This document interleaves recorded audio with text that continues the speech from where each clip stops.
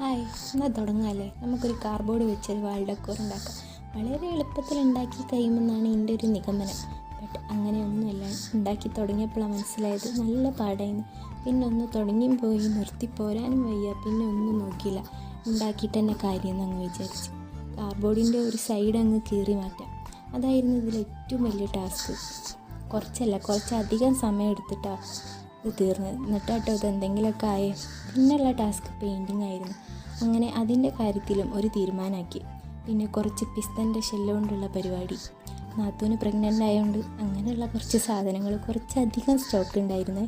അതിൽ നിന്ന് കുറച്ചങ്ങ് അടിച്ചു മാറ്റി. നമ്മളെ കൊണ്ട് ഇത്രക്കല്ലേ പറ്റുള്ളൂ. അപ്പോൾ എങ്ങനെയുണ്ട് നമ്മളെ പിസ്ത വാൾ ഡെക്കോർ? ഇഷ്ടമായോ? ഒരു ലൈക്ക് അടിക്കണേ.